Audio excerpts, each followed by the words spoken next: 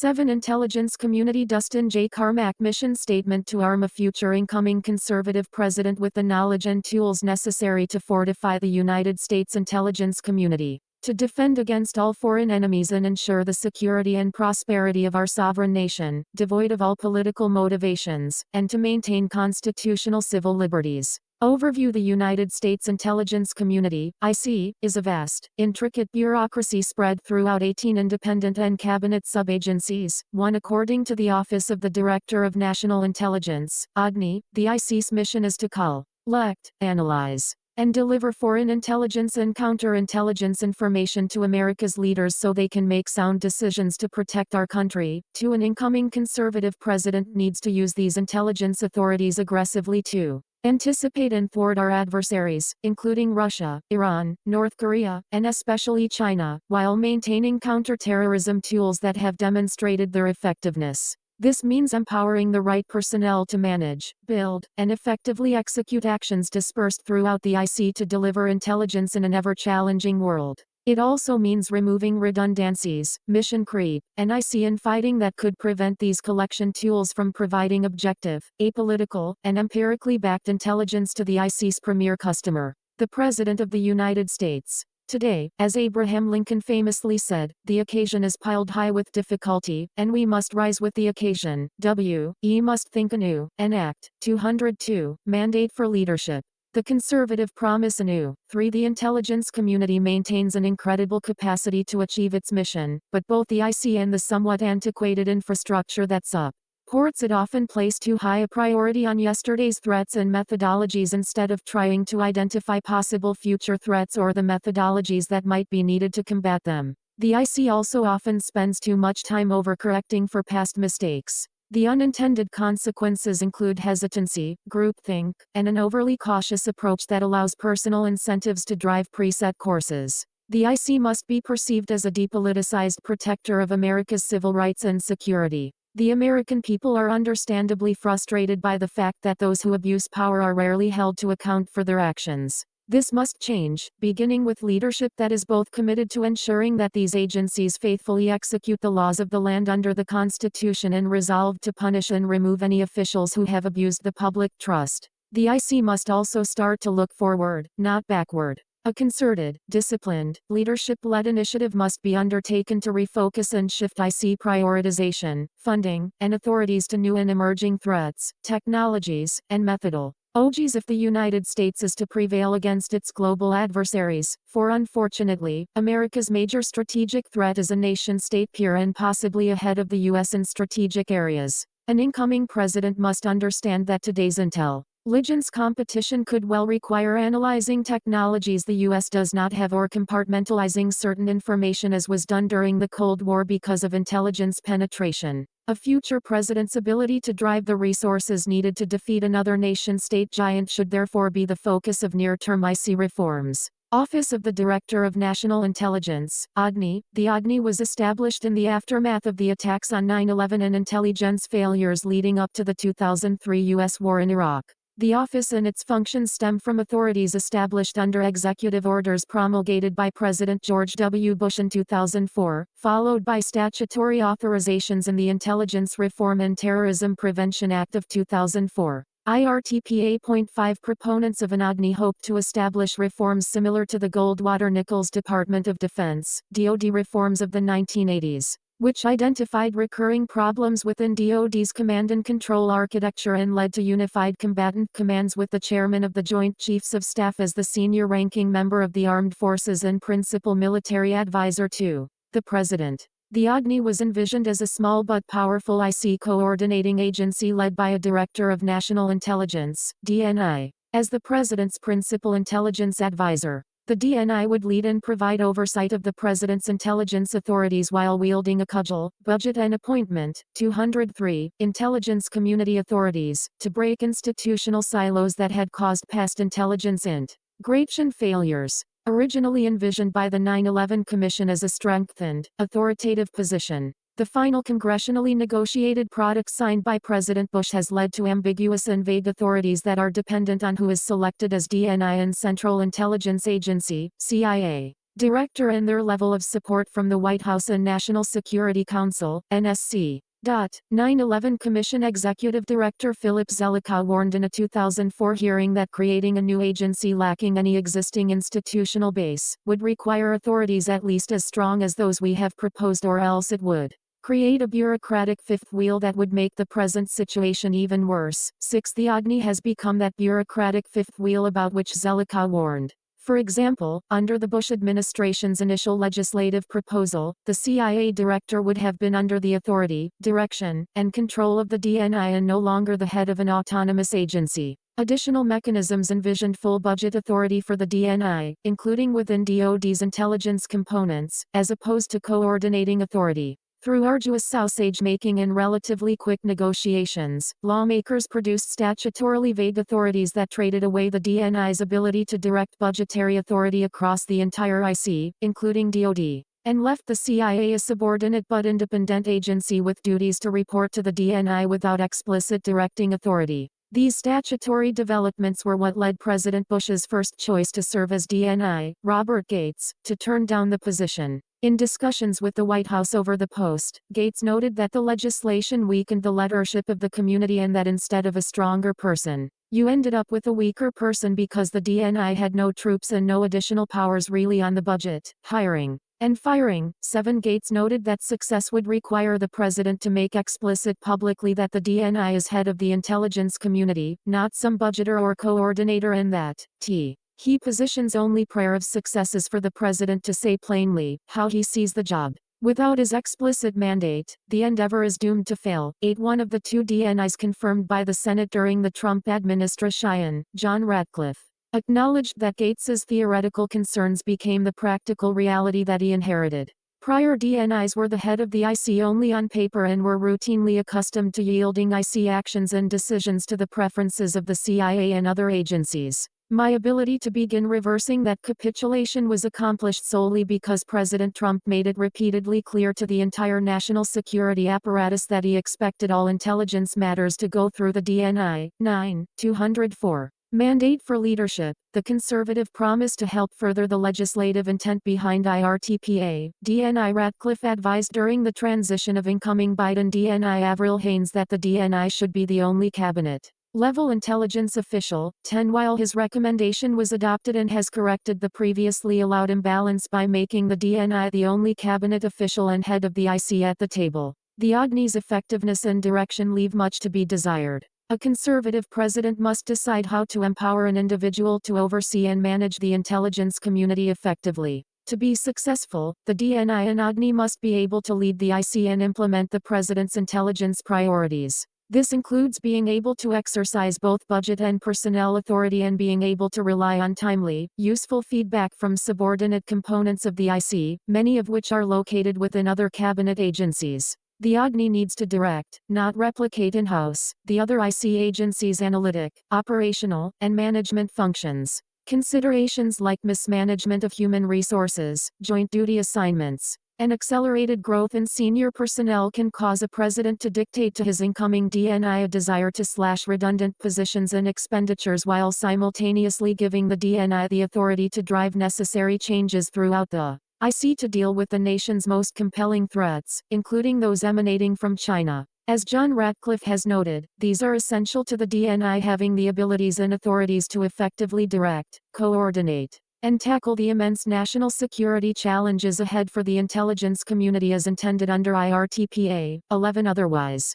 other cabinet and subordinate IC agencies will continue to regard the OGNI as an annoyance and not as a positive contributor to the National Intelligence Program (NIP) budget. They will continue to work around or circumvent OGNI leadership decisions with appropriators and the Office of Management and Budget (OMB), or seek to wait out an administration or DNI to prevent a policy or intelligence priority from reaching fruition. Intelligence and interagency coordination has improved significantly since 9/11. Nevertheless, interagency rivalries and festering issues continue to cause duplication of effort on intelligence analysis and technology purchases, as well as overclassification and ever-increasing compartmentalization. Additional issues include the abuse of mandated onboarding approval and reciprocity timelines by some agencies, recruitment and retention failures, and a lack of will to remove underperforming or timely adjudicate the misconduct of senior managers and other employees. Finally, future IC leadership must address the widely promoted woke culture that has spread throughout the federal government, with identity politics and social justice advocacy replacing such traditional American values as patriotism,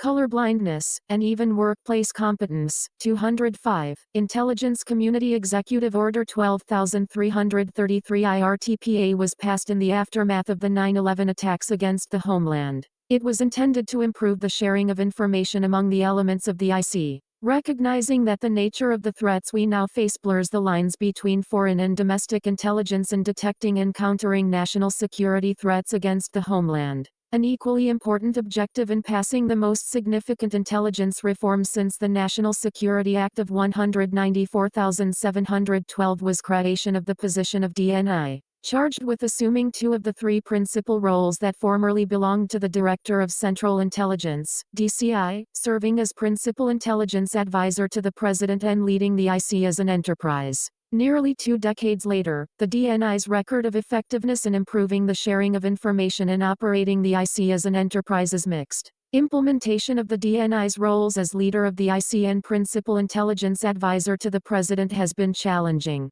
However, despite flaws in the legislation and intelligence agencies' bureaucratic jockeying that undermine the DNI, it is impossible to know what would emerge if Congress were to revisit the act. Seeking a legislative solution therefore might carry with it more risks than benefits. Instead, an incoming conservative president's immediate focus should be on modifying Executive Order 12333, the president's direction for implementing IRTPA. 13 Executive Order 12333 was last amended on July 30, 2008. By President George W. Bush. 14 The revisions were aligned with IRTPA with significant emphasis on having the IC address the threats to the homeland from international terrorism and the proliferation of weapons of mass destruction. There is scant mention of cyber threats and the evolving national security challenges posed by China, Russia, and other U.S. adversaries. By extension, the revised order fell short of stipulating how the DNI would execute his authority to organize the IC in a manner that improves the delivery of timely intelligence to a wide array of customers.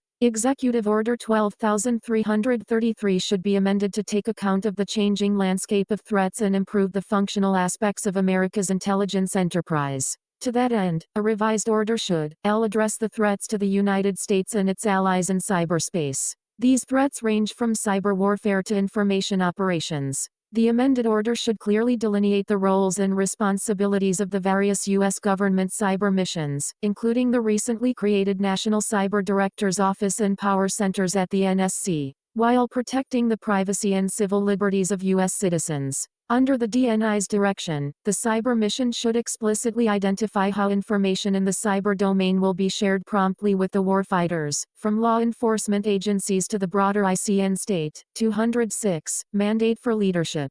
The conservative promise local and tribal elements. The order should consider stipulating what to do with DoD cyber agencies, most notably the NSA, in terms of strategic, for example, the President and the DNI, versus tactical support, for example, support for the warfighter. In conjunction with ongoing congressionally mandated reviews of the future dual-headed relationship, enhance the DNI's role in overseeing execution of the National Intelligence Program budget under the President's authority. This should be done in a manner that is consistent with Congress's intent as embodied in IRTPA. Under the executive order as written today, the DNI shall oversee and direct the implementation of the National Intelligence Program. In practice, the DNI's authority to oversee execution of the IC's budget remains constrained by an inability to address changing intelligence priorities and mandate the implementation of appropriated NIP funding to higher intelligence priorities. The DNI should have the President's direction to address emerging but catastrophic threats such as those posed by bioweapons. Clarifying how much budget authority the DNI has in conjunction within the limits of congressional appropriations, with OMB and IC member cabinet officials to move around money and personnel is crucial, but positions will not always be fungible. It will probably be necessary to hold IC leadership accountable at intransigent agencies and to restructure areas through executive orders in close conjunction with OMB. As needed, clarify the DNI's role as leader of the IC as an enterprise in building the IC's capabilities around its open source collection and analytic missions. The exponential growth in open source information, often called OSINT, is not disputed. In the IC, the use of publicly available information, notwithstanding the authorities within IRTPA for the DNI to manage OSINT, remains disaggregated. The explosion of private sector intelligence products and expertise should signal to IC leadership that duplicative efforts are unnecessary and that limited resources should be focused on problematic collection tasks. The IC should avoid duplication of what is already being done well in the private sector and focus instead on complex questions that cannot be answered by conventional and frequently increasing numbers of commercial tools and capabilities. If necessary, for lack of results from the National Open Source Committee, the DNI should appoint the Principal Deputy Director of National Intelligence, PDDNI, as chairman to prioritize and promote accountability for the IC's 18 agencies toward this effort. 207. Intelligence Community L. Prioritize security clearance reform. Security clearance reform has made significant progress under Trusted Workforce 2.0, a government-wide background investigation reform that was implemented beginning in 2018 with the goal of creating one system with reciprocity across organizations. This included allowing movement from periodic reinvestigations toward a continuous vetting, CV program with automated records checks, adjudication of flags, the mitigation of personnel security situations before they become a larger problem, or the suspension or revocation of clearances. 15. However, human resources onboarding operations in major agencies such as the CIA, FBI, and NSA remain to be resolved. As executive agent for security clearances, the DNI must require results from agencies that resist implementation, enforce the 48-hour reciprocity guidance, and target human resources operations that fail to attract and expediently onboard qualified personnel. Additional carrots and sticks from executive order reform language, including moving the Security Services Directorate from NCSC to ODNI with elevated status, may be necessary. It is unacceptable for agencies to hinder opportunities for cross-agency assignments, use public-private partnerships inefficiently because of constraints on the transferability of security clearances, and lose future talent because of extraordinary delays in back-end operations. Proper vetting to speed the onboarding of personnel with much-needed expertise is vital to the IC's future. Ensure the DNI's authority. The DNI's authority should be similar to an orchestra conductor's. An incoming conservative president will appoint whomever he chooses as DNI, but there should be agreement between the incoming DNI and president with advice and counsel from the Presidential Personnel Office on selecting positions overseen by the DNI throughout subordinate agencies, as well as concurrence by relevant cabinet officials and the CIA. This exists by executive order, but many presidents, PPOs, and cabinet agency heads do not follow executive order guidance and necessary norms. The importance of trust, character, and the ability to work together to achieve a joint set of intelligence goals established by the president cannot be overstated. It is a mission that can be accomplished only with the conductor and his orchestra playing in sync. Provide additional support for such economic and supply chain focused agencies as the Department of Commerce. Information sharing and feedback can help sub-agencies like the Commerce Department's Bureau of Industry and Security to improve their understanding of the 208 mandate for leadership. The conservative promise threat from China and thereby counter it more effectively. They can also aid the development of export control mechanisms and potential outbound investment screening where necessary. Brief, specific governance language should be considered that would apply counter-terrorist authority models to the broader functions of the U.S. government insofar as they are needed to counter 21st-century nation-state threats. The success of any DNI rests with support from the President. Any revised Executive Order 12,333 must serve to express unequivocal support for the DNI in executing the mandates that an amended order would provide. Central Intelligence Agency, CIA. The CIA is a foreign intelligence collection service tasked with collecting human intelligence, providing all-source intelligence analysis and reporting, and conducting covert action when required to do so by the President. The CIA has its roots in the Office of Strategic Services, OSS, which the United States established during World War II as a paramilitary and intelligence collection organization. After World War II, President Harry Truman disbanded the OSS, and the CIA was established in law by the National Security Act of 1947. As with every agency in government, the president's election sets a new agenda for the country. Public servants must be mindful that they are required to help the president implement that agenda while remaining apolitical, upholding the Constitution and laws of the United States, and earning the public trust. The president requires a CIA that provides unbiased and apolitical foreign intelligence information and, when necessary, can act capably and effectively on any covert action findings. Executing the mission. The CIA's success depends on firm direction from the president and solid internal CIA director-appointed leadership. Decisive senior leaders must commit to carrying out the president's agenda and be willing to take calculated risks. Therefore, the next president-elect and incoming presidential personnel office should identify a director nominee who can foster a mission-driven culture by making necessary personnel and structural changes. The president-elect should choose a deputy director who, without needing Senate confirmation, can immediately begin to implement the president's agenda.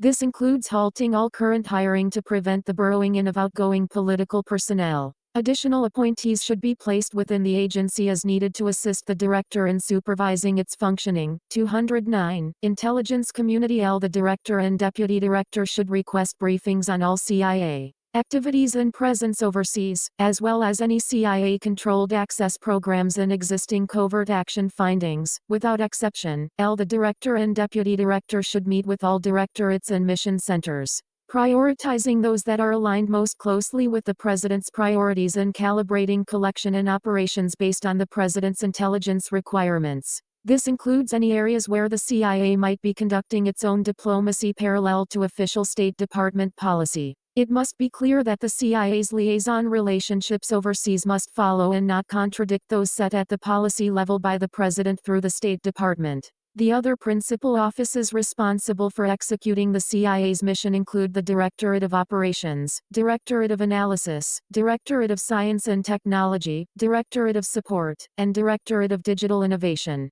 If senior leadership finds any program or operation to be inconsistent with the president's agenda, the director should immediately halt that program or operation. Reigning in bureaucracy. The CIA's bureaucracy continues to grow. Because mid-level managers lack accountability, there are areas in which personnel are not responsive to any authority, including the president. The president should instruct the director to hire or promote new individuals to lead the various directorates and mission centers. This new crop of mid-level leaders should carry out clear directives from senior CIA leadership, which means more accountability and new ways of thinking to benefit the mission. In addition, the president should task the director with significantly broadening recruitment, expediting onboarding practices, and shifting resources away from headquarters, including terminal generalist G-15s when OPM buyouts, forced rotations, or up-and-out personnel policies are set for particular positions. The CIA must find creative ways to align mission requirements with hiring needs, recruit diverse sets of individuals with unique backgrounds, and become more open to hiring private sector experts directly into senior positions. In addition, the director should break the cabal of bureaucrats in DC by permanently moving various directorates, such as support and science and technology, out of Virginia and possibly open campuses outside of DC where analysts and other experts could contribute virtually.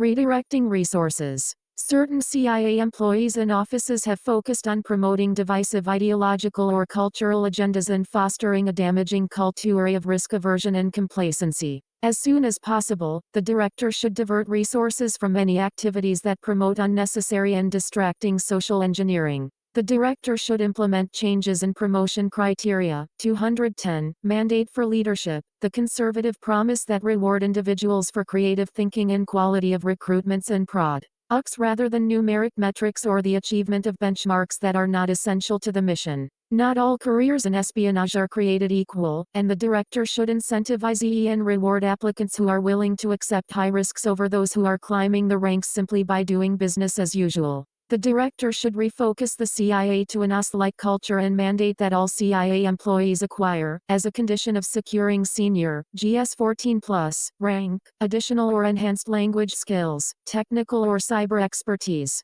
or field training or serve in overseas assignments. Covert action can be a valuable tool in helping further the president's foreign policy agenda if implemented in concert with other forms of government power. As codified in the U.S. Code, the term covert action means an activity or activities of the United States government to influence political, economic, or military conditions abroad. where it is intended that the role of the United States government will not be apparent or acknowledged publicly. 16. The President initiates a covert action with a written finding that explains why such an action is necessary to support identifiable foreign policy objectives of the United States and is important to the national security of the United States. 17. The statute assumes the President will use the CIA as the principal action element to achieve the objectives of covert action findings. However, the President need not feel constrained to utilize only the CIA. Each finding shall specify each department, agency, or entity of the United States government authorized to fund or otherwise participate in any significant way in such action. 18. For example, the Department of Defense maintains certain clandestine capabilities under Title 10 authorities that may resemble but far exceed in scale similar capabilities outside of DoD. Generally, such DoD capabilities can be employed outside a combat theater only if they are determined to be traditional military activities. In practical terms, this means that many DoD capabilities, including those in the space and cyber domains, can be employed only after the initiation of armed conflict. 19. Given the range of global threats the United States faces today, the President should consider whether DoD's complete set of capabilities should be used to support potential covert actions. The problem, unfortunately, is that certain elements in the State Department, IC, and DoD trade on risk aversion or political bureaucracy to delay execution of the President's foreign policy goals. A future conservative president should therefore identify individuals on the transition team who are familiar with the implementation of covert action with a view to placing them in key NSC, CIA, OGNI, and DoD positions. These knowledgeable teams can assist in any review of current covert actions and, potentially, planning for new actions. 211. Intelligence community immediately after the inauguration. The President should task the NSC's Senior Director for Intelligence Programs with conducting a 60-day review of any current covert action findings, including their effectiveness, evaluating new covert actions that might be needed to implement the President's foreign policy goals, and reporting back to the President. Such an assessment should be conducted independently of the agencies responsible for the actions under review. As part of the review, the Senior Director for Intelligence Programs should identify which departments or agencies, such as the CIA or DoD, are best equipped to achieve the objectives set out in new and existing findings. After the 60-day review, the President should demand creative thinking and a clear strategy as to how covert action fits within the President's broader foreign policy strategy, to include possibly modifying or rescinding any current findings, drafting new findings, and streamlining or eliminating needless bureaucracy, particularly at state, to facilitate more expeditious decisions on tactical covert action. Careful thought should be given to the metrics by which the effectiveness of covert action programs will be measured to ensure the appropriate use of government resources and to guard against the possibility of covert actions being used with little scrutiny in ways that are inconsistent with overt foreign policy goals. OGNI and CIA organizational recommendations. The OGNI and CIA operate under authority provided by the Central Intelligence Agency Act of 1949. 20, which means they have greater latitude than the rest of the federal government with respect to the hiring and firing of personnel. Both organizations and other areas of the IC have struggled from a human resources and talent management standpoint to recruit, onboard, and maintain personnel in a timely fashion to fill the IC's ever-changing needs. At a time when the intelligence community needs significantly more personnel with the proper technical, language-capable, and diverse backgrounds, including applicants from elements of the business community, the incoming directors of both agencies need to make this effort a top priority. Past DNI's chiefs of staff and additional front office staff historically have come from outside the IC, commonly under a misconstrued staff reserve structure that is intended to avoid a Schedule C designation within the IC. The director should handpick qualified, properly cleared personnel for front office and managerial leadership positions, such as the DNI's chief of staff and heads of legislative affairs and strategic communications, to oversee those divisions with career IC staff reporting to them. The incoming DNI and CIA director should also consider changes in the Senior National Intelligence Service, SNIS, Senior Intelligence Services, SIS. Senior officers should be required to sign mobility agreements that allow OGNI and CIA leadership to move them within the IC every 2 years if necessary. Many qualified. 212. Mandate for leadership. The conservative promise and distinguished senior officers serve throughout the IC, but some long-serving generalist officers no longer perform at a high capacity, are management-driven, do not serve the IC's changing needs, and limit junior officers' prospects for growth and advancement. An incoming administration should consider studying and implementing additional requirements as a condition for promotion to GS-15 SNSSIS and explore concepts such as up and out beginning at the GS-14/15 levels and above for some fields. The IC should evaluate areas of bloat and underperforming cadre and work with OPM on authority for voluntary separation buyouts. Allowing OGNI and CIA leadership to shrink size and reduce duplication of effort while promoting healthy turnover within their senior ranks would encourage new ideas and perspectives from mid-career officers and, potentially, from employees hired from outside their agencies. The OGNI and CIA should maximize their direct hire and incentive building authorities to bring in talented and properly cleared individuals to serve in positions requiring technical, language, and cyber expertise.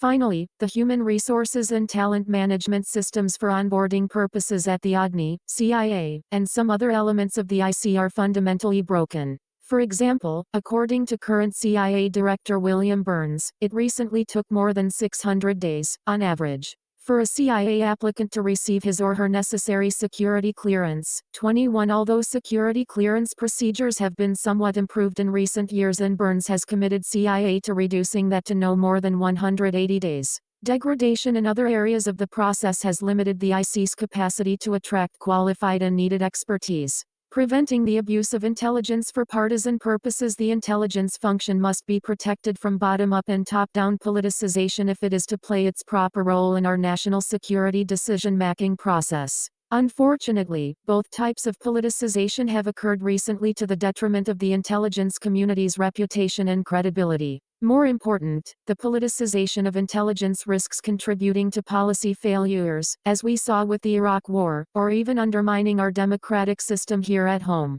In particular, the IC must restore confidence in its political neutrality to rectify the damage done by the actions of former IC leaders and personnel regarding the claims of Trump-Russia collusion following the 2016 election and the suppression of the Hunter Biden laptop investigation and media revelations of its existence during the 2020 election. But the problem is not confined to the executive branch struggle between the IC and policymakers. It also relates to the IC's relationship with Congress as evinced by DNI James Clapper's failure to answer honestly in response to congressional questions about government surveillance programs. 213. Intelligence community. The OGNI and CIA are undergoing a crisis of confidence based on several factors. First, President Barack Obama's CIA director, John Brennan, gravely damaged the CIA by minimizing the Directorate of Operations and exploiting intelligence analysis as a political weapon after he left office. Brennan's role in the letter signed by 51 former intelligence officials before the 2020 election is unclear, but in dismissing the Hunter Biden laptop as Russian disinformation, the CIA was discredited, and the shocking extent of politicization among some former IC officials was revealed. Restoring respect for the IC as an independent provider of information and analysis while also ensuring that it is responsive to the legitimate needs of policymakers will require reinforcing essential norms and institutions. However, we should also recognize that achieving the perfect balance that avoids the pathologies of too much distance or too much closeness and responsiveness to policymakers is not only difficult, but probably impossible. 22 Thus, given the very nature of the business and the political process, much will depend on the promotion of certain norms or virtues on both sides of the principal-agent relationship. Specifically, the DNI and CIA director should use their authority under the National Security Act of 1947 to expedite the clearance of personnel to meet mission needs and remove IC employees who have abused their positions of trust. An area of particular concern is that personnel under investigation for improprieties have been allowed to retire before internal investigations have been completed. Directors of both agencies must instill further confidence in their workforces, Congress, and the American people that they can and will deal effectively with personnel that fail to live up to their oath to the Constitution, adhere to ethical and moral standards as expected by America's taxpayers, and faithfully execute the law. The President should direct the DNI and the Attorney General by direction of the respective Inspectors General and IC Analytic Ombudsman, to conduct a further audit of all IC equities of past politicization and abuses of intelligence information. For example, a recent IC Ombudsman analysis during the 2020 election cycle noted, if our political leaders in the White House and Congress believe we are withholding intelligence because of organizational turf wars or political considerations, the legitimacy of the intelligence community's work is lost. 23L The President should immediately revoke the security clearances of any former directors, deputy directors, or other senior intelligence officials who discuss their work in the press or on social media without prior clearance from the current director. IC agencies, including the CIA, should minimize their public presence and vigorously investigate any and all leaks. 214. Mandate for leadership, the conservative promise of information, classified or otherwise. The OGNI and CIA should fire or refer for prosecution any employee who is suspected of leaking information, and penalties should include the removal of pension benefits for those who are found guilty. Additional tools are needed to prevent leaked intelligence from being used as a weapon in policy debates by IC leaders or decision makers in the executive branch or Congress. In addition,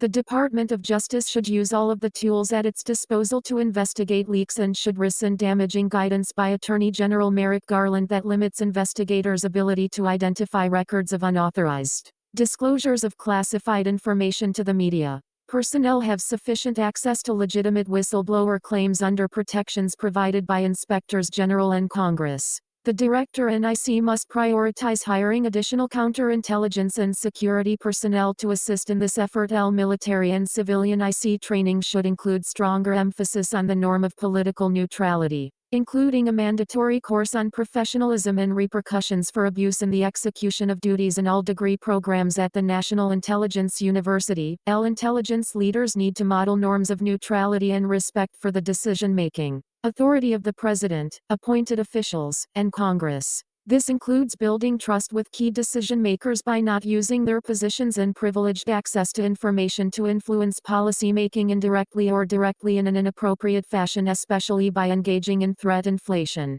IC leaders should practice extreme restraint in engaging with the public and the media. They should seek to work in the shadows rather than in the limelight. Potential restrictions on such appearances could supplement this norm. Preventing political leaders from using IC officials to support an administration position as they do with military leaders. Retired IC leaders should similarly support the neutrality norm by not becoming public figures. Congress should not use IC leaders as pawns in policy struggles with the President or the other party during their appearances before committees of the House and Senate. While Congress has a proper oversight role, it should distinguish between information that needs to be public and information that should be discussed in private with members of the IC. A DNI should call balls and strikes to those on both sides of the aisle on Capitol. 215. Intelligence community Hill who attempt to weaponize the use of selective intelligence to feed political narratives. Political leaders should avoid manipulation by appointment, a practice by which intelligence leaders are selected for their policy views or political loyalties instead of their skilled expertise. 24. Presidents should also avoid public rebukes and pressure from the intelligence profession, which can include intimidation and bullying, to shape IC analysis.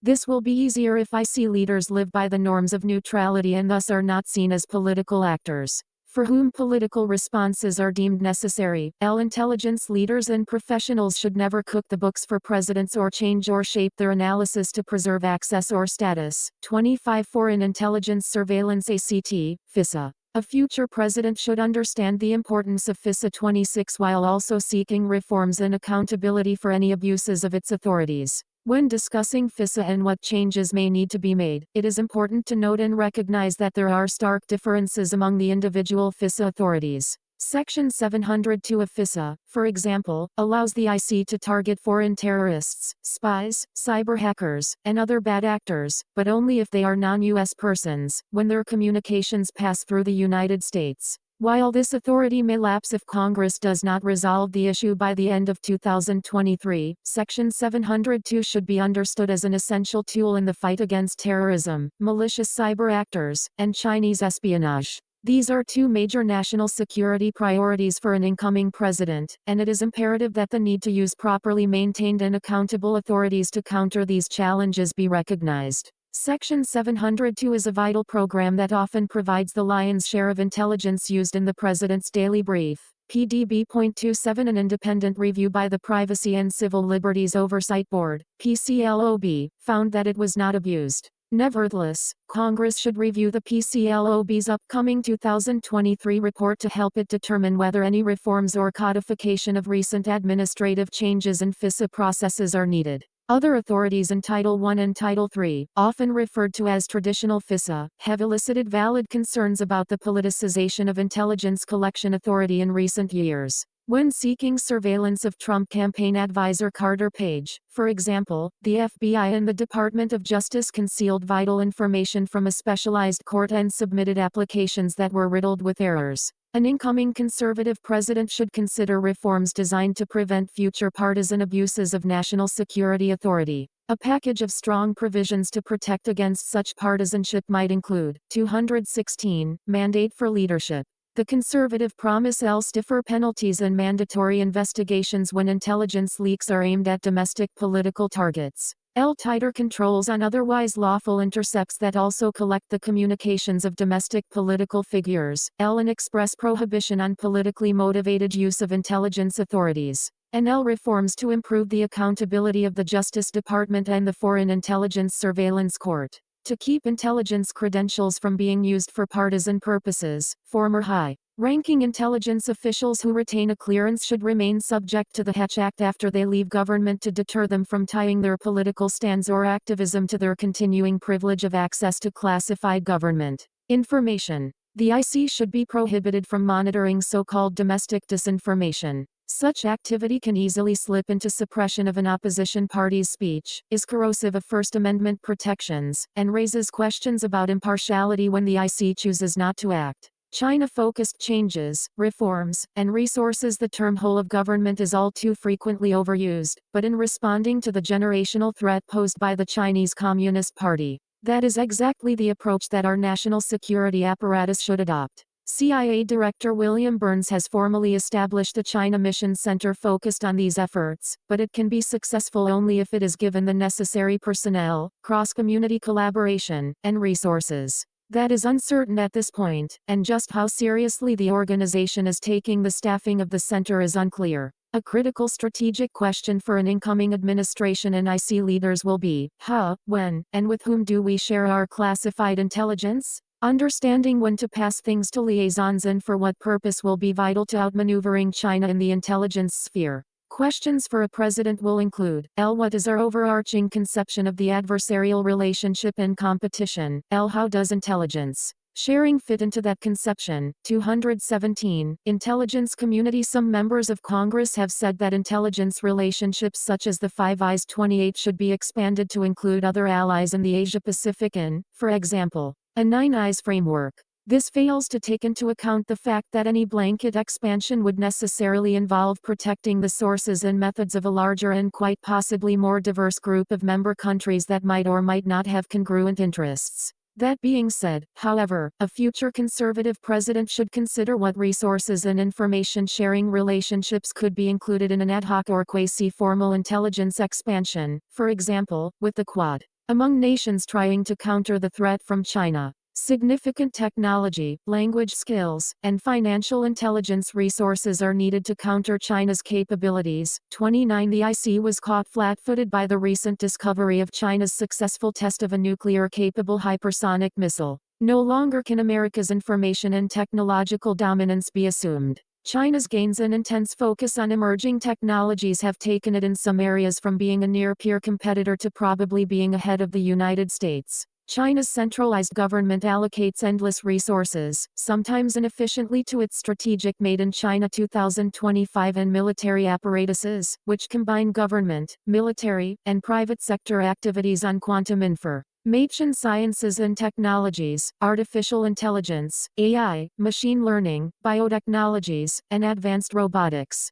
The IC must do more than understand these advancements. It must rally non-government and allied partners and inspire unified action to counter them. In addition, to combat China's economic espionage, authorities and loopholes in the Foreign Agents Registration Act, FARA, 30 will have to be examined and addressed in conjunction with the Attorney General. Many issues within the broader government can be tied back to a more general congressional understanding of the threat due to the compartmentalization of committee jurisdictions and the responsibilities of executive agencies to brief on the nature of the threat. Broader committee jurisdictions should receive additional intelligence from IC agencies as necessary to inform China's unique and more comprehensive threat across layers of the U.S. government bureaucracy and economy.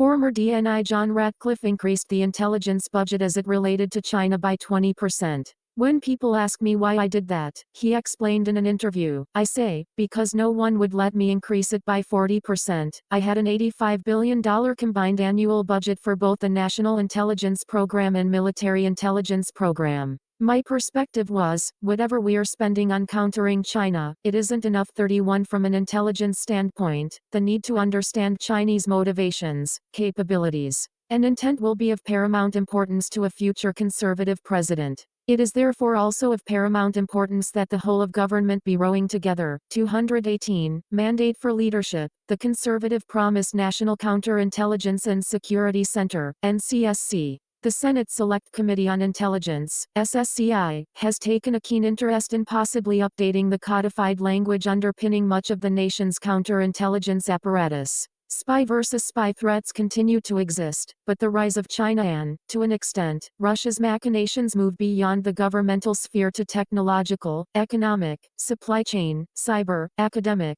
state, and local espionage threats at a level our country has never seen. The asymmetric threat includes cyber, non-traditional collection, and issues involving legitimate businesses serving as collection platforms. Barring statutory changes that could occur before 2025, a future conservative president should further empower and resource the IC by executive order or through suggested changes in the Counterintelligence Enhancement Act, c. of 2002.32. NCSC was given some authority for outreach efforts on behalf of the IC for counterintelligence education, insider threats, and broader U.S. government best practices. But there remain significant deltas between Title 50 and non-Title 50 entities' protections. Primary operational elements should remain at the FBI and CIA, with the Bureau and NCSC collaborating on non-governmental outreach. While there is no need to create a separate agency, a future president and DNI should amplify NCSC's authorities and roles with respect to counterintelligence strategy, policy, outreach, and governance, including supporting necessary joint duty assignments, JDA for FBI and CIA personnel. At the same time, the FBI requires significant additional resources and legal authorities to fulfill its statutory role as the lead operational counterintelligence agency in dealing with the ever-growing threats posed by our adversaries. The C should be updated to include foreign espionage efforts aimed at universities, corporate America, technology companies, research institutions, and academia must be willing, educated partners in this generational fight to protect our national security interests, economic interests, national sovereignty, and intellectual property as well as the broader rules-based order, all while avoiding the tendency to cave to the left-wing activists and investors who ignore the China threat and increasingly dominate the corporate world. Reinstitution of the National Security Higher Education Advisory Board and the National Security Business Alliance Council should be prioritized with leadership from the NCSC, the FBI, or a combination of both entities. When the CCP steals at least $400 billion, $600 billion in intellectual property each year, it is time to devote some strategic thinking to exactly how and to what degree counterintelligence efforts can help to protect America's commercial endeavors. If Chinese strategic technology gains are happening almost entirely in transnational commercial space, for example, and the private sector is also gathering and analyzing some critical intelligence, these essential data points should assist in national-level counterintelligence efforts. 219. Intelligence Community. The NCSC was created in the aftermath of 9/11 as the Terrorist Threat Integration Center, TTIC, which later became the National Counterterrorism Center, NCTC. Pursuant to President George W. Bush's Executive Order 13354.33, the NCTC was an organization of approximately 3 dozen detainees from across the U.S. government with a mandate to integrate counterterrorism, intelligence and missions, including terrorist screening, Eventually, in November 2014, the Director of National Intelligence, DNI, established NCSC by combining the Office of the National Counterintelligence Executive with the Center for Security Evaluation,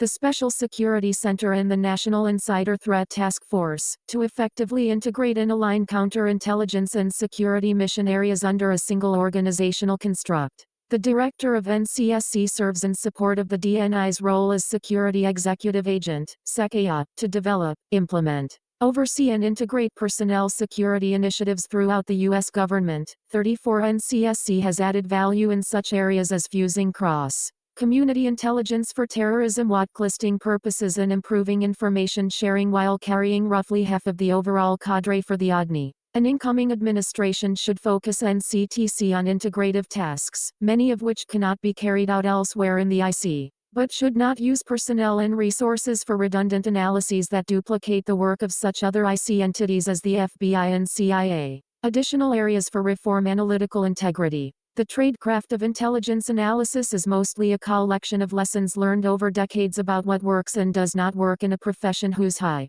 stakes work is performed by thousands but that also bears little outside scrutiny and provides few metrics by which to gauge success or failure on a regular basis. These lessons have accumulated from the perceived misuse of intelligence by consumers, as was the case with respect to war-related assessments in the Johnson and Bush administrations.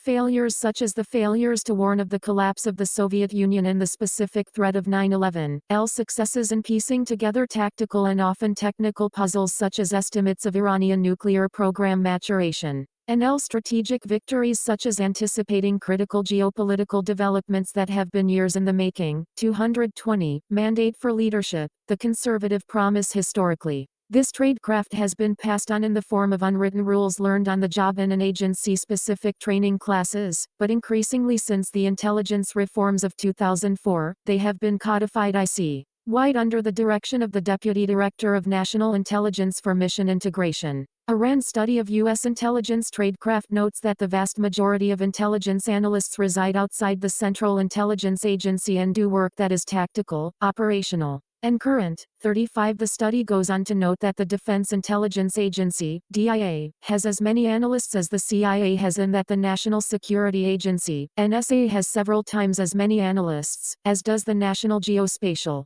Intelligence Agency, NGA, indicating both the breadth of the IC's technical collection and its emphasis both on developing analysts who can interpret secret human or technical intelligence and quick turnaround pieces and on countering tactical, asymmetric threats like terrorism. During the Cold War, however, there was a more balanced analytic focus with greater emphasis on strategic intelligence issues as a means of outcompeting the Soviet Union. This kind of analysis deals not only in secrets, but also in Mr. IES, making well-founded but ultimately unknowable predictions about future actions by a competitor or adversary. The tradecraft necessary to succeed in strategic analysis requires substantive regional and topical expertise developed over the years to supplement experience in the daily collection and understanding of secrets. Institutionally, it also requires that agencies' analytic processes be open to discussion, debate, and dissent because analysts must work together to describe a probable range of future outcomes and warn about unproven current threats rather than using the collection to solve a single puzzle with a definitive answer. Regarding its mission to follow longer-term issues, the IC is falling short in resourcing and in openness to dissenting opinions, which, if taken seriously, can help responsible officials respond more effectively to threats and threat actors.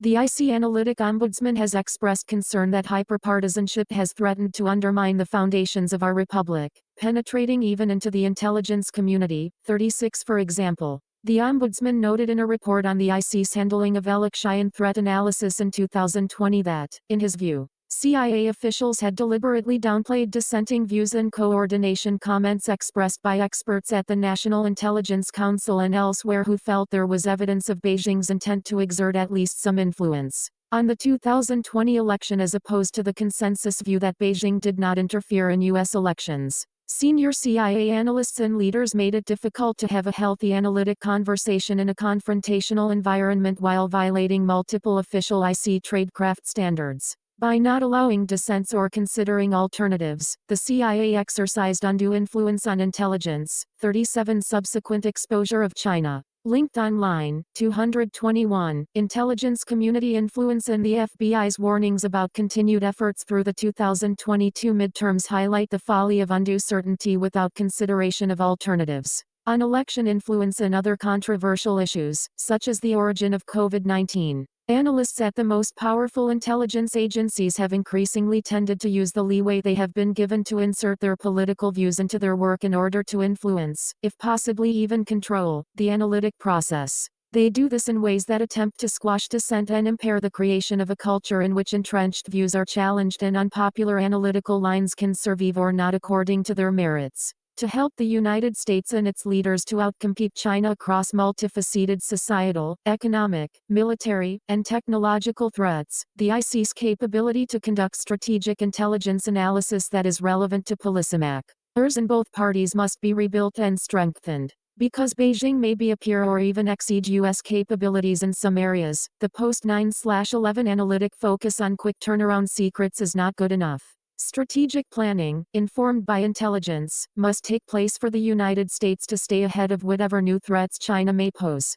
An incoming conservative president will have the opportunity to signal the demand for such strategic products and prioritize their production through communications to intelligence leaders and formal mechanisms such as shifting priorities within the National Intelligence Priority Framework and structuring the president's daily brief. The incoming DNI should also emphasize implementing the recommendations in the Ombudsman's report, especially regarding objectivity, the inclusion of dissenting viewpoints, and more serious efforts to hold senior leaders accountable for back-channel attempts to change or suppress analytic views. Accounting for the long history of intelligence failures and surprises, an incoming conservative president must appreciate the ambiguity, complexity, limits, and assumptions inherent in intelligence assessments. Intelligence often deals with the human dimension in complex decision systems within a foreign country or organization, and this makes consistently accurate predictions difficult if not impossible to develop. Seeing something and understanding what you are seeing are two different things, so a president should consistently and patiently press the IC about its potential biases, assumptions, methodology, and sourcing.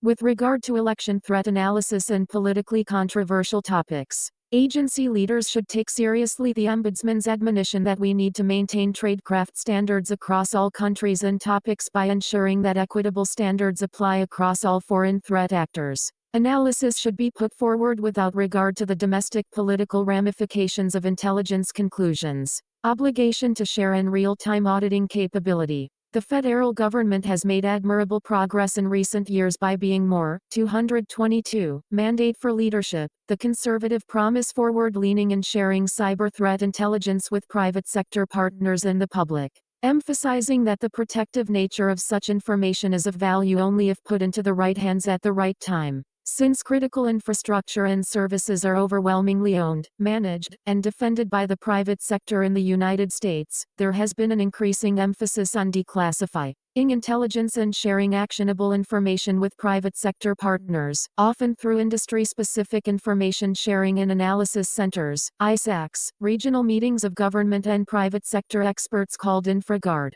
Run by the FBI, direct public notification from the Department of Homeland Security, the FBI, and, increasingly the NSA, and more discreet one-on-one engagements led by the collecting agencies. These programs properly recognize the private sector's role in providing cybersecurity for Americans. In practice, however, the intelligence shared by the U.S. government through these venues is too often already known or no longer relevant by the time it makes its way through the downgrade process for sharing. In addition, government-shared information often needs to take advantage of the opportunity to provide contexts, such as attribution, trends, and size of the observed cyber problem. As warranted, additional context should be provided to the private sector as a matter of routine. To continue improving the U.S. government's ability to defend the country's most vital networks, the IC must adopt an obligation to share policy process, including the capacity for right-to-release intelligence products whereby newly discovered technical indicators, targeting,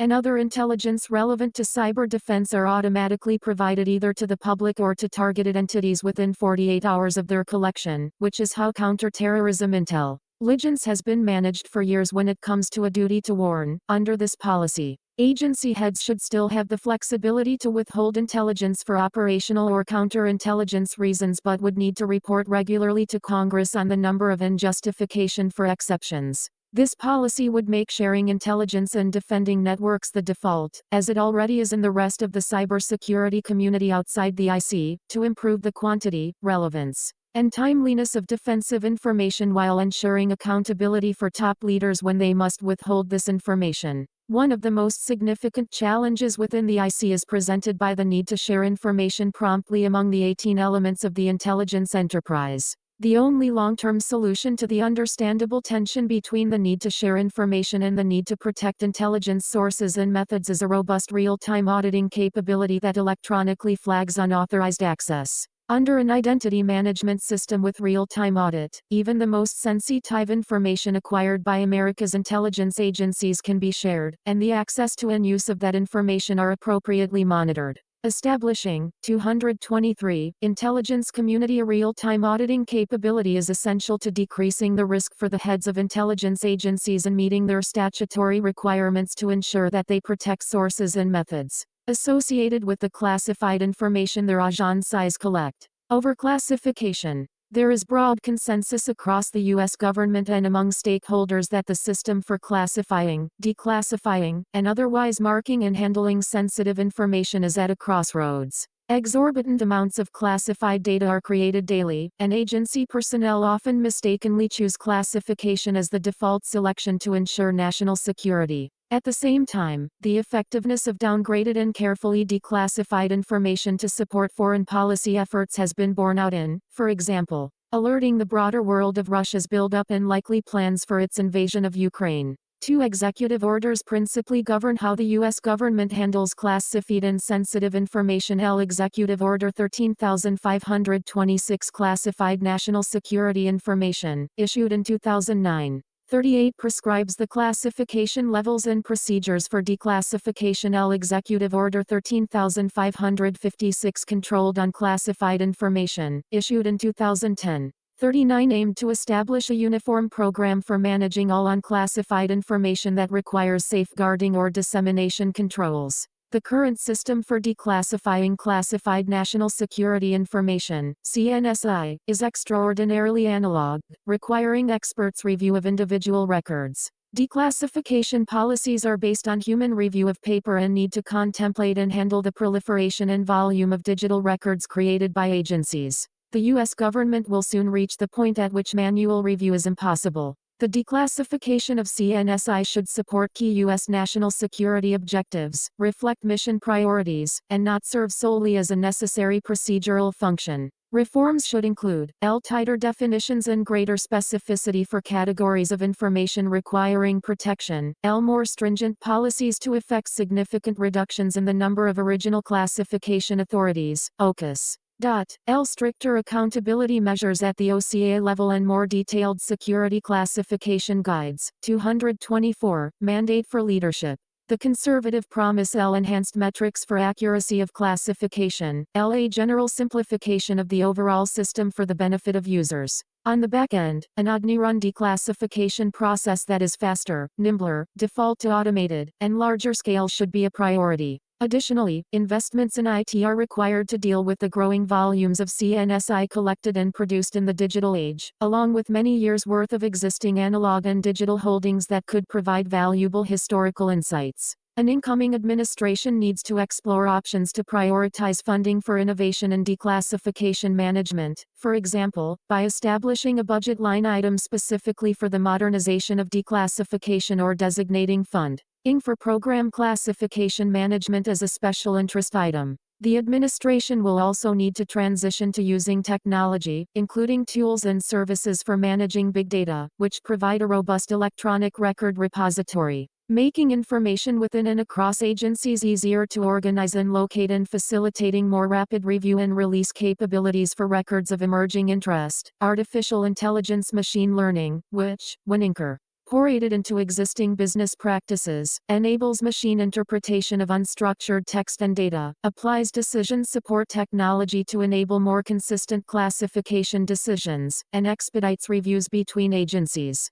An expansion of commercial cloud services, which facilitate the rapid testing and deployment of new tools and technologies. However, technology is not a panacea. Human expertise and information holdings and routine validation of the technology will always be necessary. With or without machine assistance, agencies will require more people and more varied skill sets to improve their ability to meet the electronic records era's classification and declassification demands and serve an incoming administration's goals. Broader U.S. government and IC intelligence needs. Increasingly, conflicts among U.S. adversaries such as China, Russia, Iran, and North Korea are conducted in the realms of technology and finance. 40. This challenge requires new tools, authorities, and technological expertise across the U.S. government, particularly at the Commerce Department's Bureau of Industry and Security, BIS, and the Committee on Foreign Investment in the United States, CFIUS, which is housed at the Treasury Department.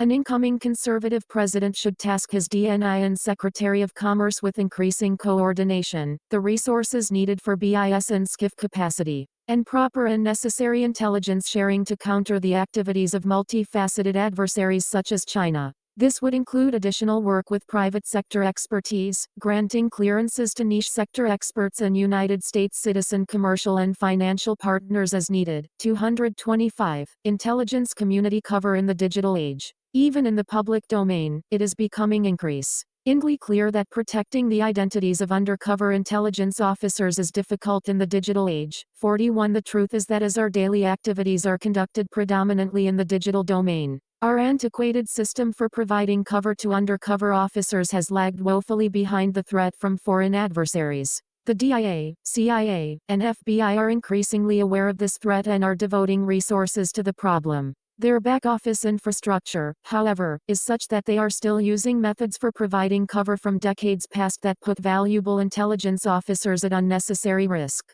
How intelligence officers and their families are taught to use smartphones and social media, travel, conduct banking, and take and share pictures, even how and when they are paid, can make it difficult to protect identities. 42. Legends. Fake backstories and identities are often weak, incomplete, and unable to stand up to a basic Google search. 43. Officers operating under non-official cover are offered even less protection and training to help them succeed. In addition, ubiquitous technical surveillance, UTS techniques being refined by technologies emanating from the regimes in China and Russia will continue to be highly challenging for intelligence officers. An incoming administration will need to double down on resourcing and training so that members of the IC will have the expertise they need to operate clandestinely and successfully against hard targets. Privacy Shield. For many years, the European Union (EU) has tried to force U.S. companies operating in Europe to follow its data privacy regulations. Misleading claims in the 2013 Snowden leaks destroyed the initial Safe Harbor Framework 44 that allowed American companies to transfer data across the Atlantic. Its successor, the Privacy Shield Framework 45, was struck down by European courts on the grounds that it provides insufficient protections for EU citizens against hypothetical U.S. government surveillance. Those same European courts exempted the intelligence services of EU member states from the standards applied to the US, suggesting that trade protectionism may be the real motive behind data privacy regulations. In 2022, the Biden administration negotiated a new agreement, the Transatlantic Data Privacy Framework 46, intended to withstand European legal challenges. Given the fate of its predecessors, it is not certain that it will survive. Executive Order 14086 enhancing safeguards for United States signals intelligence activities. 47 implements this new framework by attempting to align signals intelligence collection practices with European privacy regulations. At most, the executive order's changes will be helpful support for the framework in future European litigation. At worst, they could throw sand in the gears of important intelligence programs. An incoming conservative president should reset Europe's expectations. Brussels has always arbitraged the difference between being a military ally against 226, mandate for leadership, the conservative promise example, Russia, and conducting a full-blown trade conflict with the United States. Restrictions on data exports have been part of the trade conflict, but now they could seriously harm our military and intelligence capabilities. Moreover, restrictions on U.S. intelligence collection hurt the Europeans themselves. especially as the United States shares unprecedented amounts of intelligence on Russia's invasion of Ukraine with Europeans. 48 Europe is telling the United States to meet intelligence oversight standards that no European country meets. At the same time, exports of data to China are unexamined and, so far, free from legal challenges. That violates World Trade Organization agreements as an arbitrary and discriminatory data protection standard. It is a betrayal by a nominally allied jurisdiction. European court rulings that struck down prior data privacy frameworks were grounded not in constitutional law but in a treaty among European nations. If the EU accepted an international agreement that data may flow to the United States under a more reasonable standard than the one adopted by the court, that interpretation would be binding, at least as a gloss on the earlier treaty. The United States has never seriously pushed back against the EU. Now is the time. An incoming president should ask for an immediate study of the implementation of Executive Order 14,086 and suspend any provisions that unduly burden intelligence collection. At the same time, in negotiations with the Europeans, the United States should make clear that the continued sharing of intelligence with EU member states depends on successful resolution of this issue within the first 2 years of a president's term. It is time for a real solution, not the 30 years of stopgaps imposed by Brussels. President's Daily Brief, PDB. An incoming conservative president should make clear what the president's daily brief is and is not. The PDB should be for the president specifically, with a much narrower distribution and addressing areas of strategic concern. During the transition, the future National Security Advisor, along with the DNI, should conduct a review of current PDB recipients and determine which should remain recipients when the president's term begins. Instead of being used as the statement of record for the agencies, the PDB often misses the areas of interest for presidents and their senior advisors. The president should want the PDB to focus on providing the information needed for the often imperfect and complex decisions that a president needs to make, which should always be based on the best intelligence that can be gathered. Where consensus and agreement are possible, an IC-coordinated product is excellent, but insights provided by properly channeled dissent can lead a president to ask relevant questions of his DNI and IC. A future DNI determines the PDB briefer based on recommendations made by the Deputy Director of National Intelligence for Mission Integration, MI.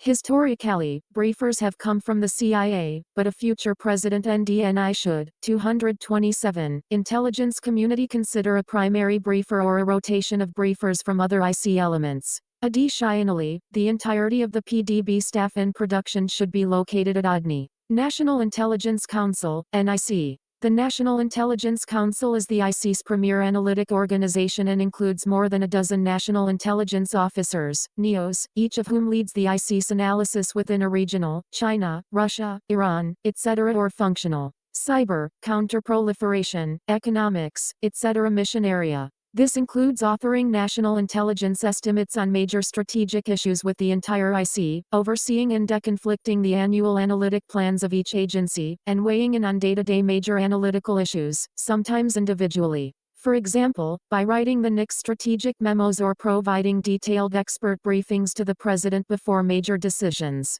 Historically part of the CIA, the NIC was reorganized into the ODNI as was the PDB. It retains the CIA's objective analytic culture and is staffed primarily with CIA officers. However, as many as 25% of its NEOs over the decades have come from academia or the private sector, bringing in much needed outside expertise to collate and understand intelligence with perspective and skills that are not necessarily nurtured within the IC. In recent years, there has been a greater emphasis on encouraging officers from other agencies, particularly the DIA, NSA, and FBI, to serve as NEOs or as their deputies. To encourage greater analytic independence and debate, the incoming administration should require that non-CIA officers comprise at least 50% of the NIC's membership and that the first among equals NIC chairman is an outsider from one of the three major IC agencies with reporting responsibility to the PDDNI. Opening these senior analytic roles to the best analysts regardless of agency would also encourage the continued maturation of analytic cadres and tradecraft at those agencies and give them an equal voice in interagency analytical disputes,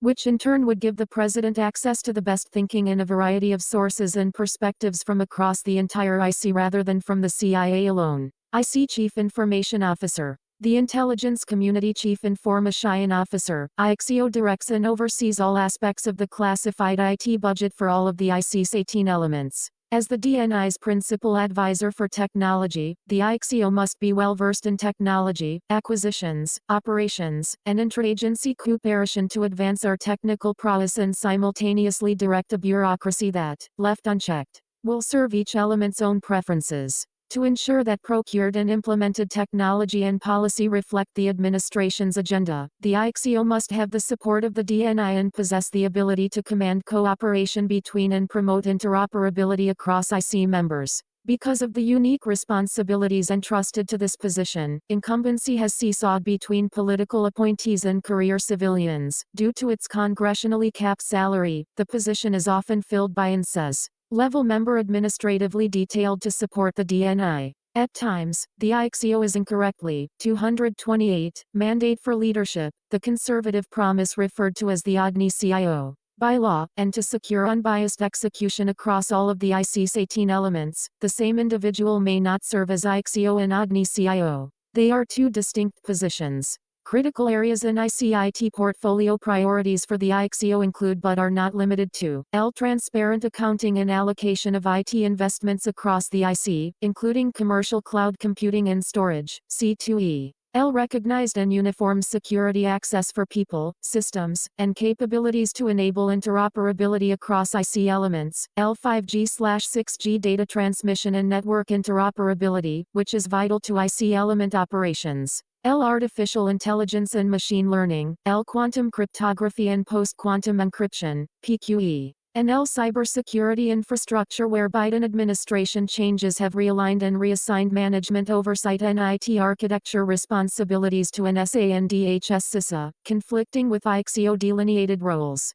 An incoming administration should appoint the IXIO as a primary member of the DNI staff along with the OGNI General Counsel, IC Chief Financial Officer, and OGNI Chief Operating Officer. The President-elect should require immediate reviews of the progress in implementing post-quantum encryption at a minimum for IC and defense systems but preferably throughout the government. The President's National Security Memorandum specifying the goal of mitigating as much of the quantum risk as is feasible by 2035-49 needs to be revised in light of the magnitude of the threat. Accounting for the investment that will be needed to secure IT systems for national security should be a top priority. OGNI, CIA, and IC technology issues. In recent years, the IC has had a mandate from multiple administrations to advance technology needs for intelligence, needs that have seen massive changes as a result of such threats as China's advancements in technology and data infrastructure. Many of the projects coming out of OGNI and CIA's Science and Technology Directorate, S&T, focus on expansive, AI-driven open source work.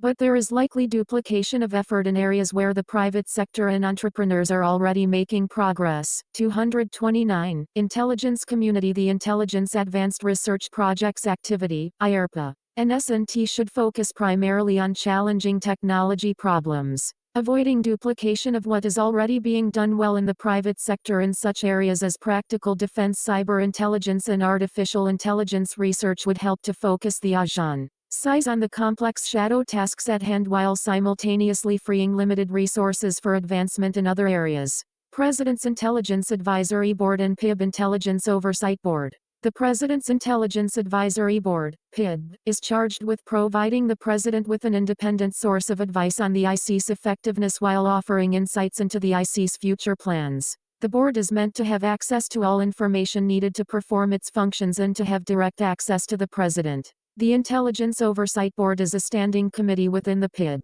These entities should be tasked with giving independent, informed advice and opinion concerning major matters of national security focused on long-term, enduring issues central to advancing and protecting American interests. This should include taking a broader, deeper look at critical trends, developments, and their implications for U.S. national and economic security relying on unclassified and open-source information. The importance of space. With China developing increasingly capable space and counterspace technologies and Russia taking more aggressive action in space, space has emerged as the latest warfighting domain. In response, the DNI created the Office of the Space Executive, OSX, in 2018 as an experiment to promote greater integration of IC space activities without incurring excessive overhead. The DNI mandated greater collaboration across the enterprise without adding personnel, altering authorities, and increasing budgets. The space executive's design reflects the original design principles of the Agni. The Agni was explicitly not designed to be a departmental headquarters with command and control of the 18 agencies' vast bureaucracies.